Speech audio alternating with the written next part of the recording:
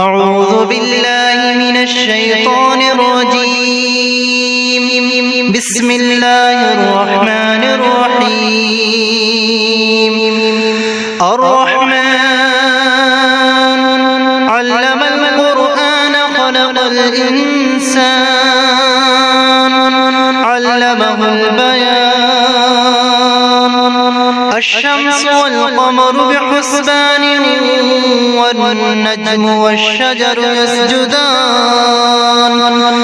والسماء رفعها ووضع الميزان ألا تطغوا في الميزان وأقيموا الوزن بالقسط ولا تخسروا الميزان. والأرض وضعها للأنام فيها فاكهة والنخل ذات الأكمام والحب ذو العصف والريحان. فبأي آلاء ربكما تكذبان. خلق الإنسان من صلصال كالفخار وخلق الجان من مارج من نار. فبأي آلاء ربكما تكذبان. رب المشرقين ورب المغربين. فبأي آلاء ربكما تكذبان. مرج البحرين يلتقيان بينهما برزخ لا يبغيان. فبأي آلاء ربكما تكذبان. يخرج منهما اللؤلؤ والمرجان.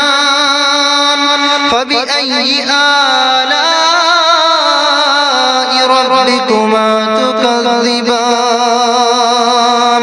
وله الجوار المنشآت في البحر كالأعلام.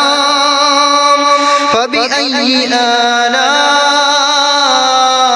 ربكما تكذبان. كل من عليها فان ويبقى وجه ربك ذو الجلال والإكرام. فبأي آلاء ربكما تكذبان. يسأله من في السماوات والأرض كل يوم هو في شأن.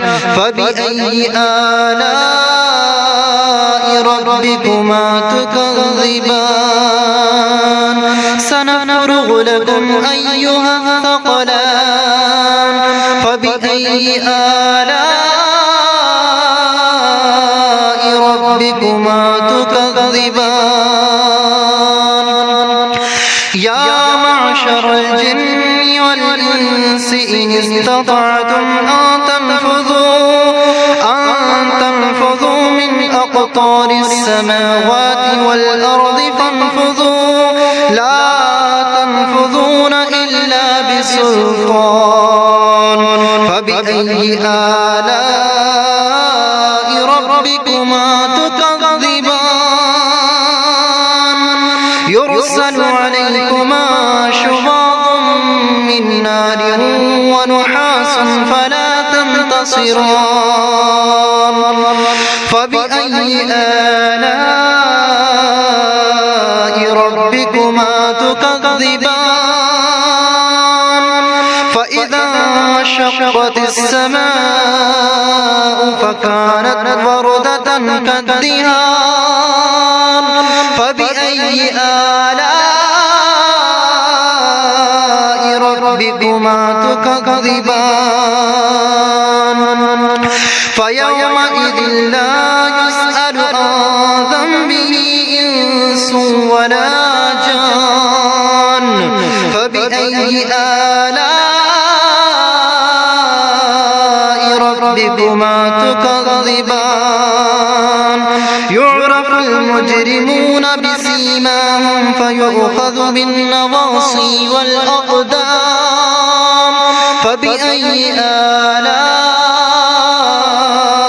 ربكما تكذبان هذه جهنم التي يكذب بها المجرمون يطوفون بينها وبين حميم آن فبأي آلاء ربكما تكذبان ولمن خاف مقام ربه جنتان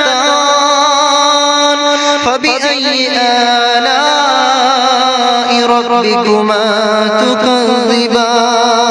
تكذبان ذواتا أفنان فبأي آلاء ربكما تكذبان فيهما عينان تجريان فبأي آلاء ربكما تكذبان فيهما من كل فاكهة زوجان فبأي آلاء ربكما تكذبان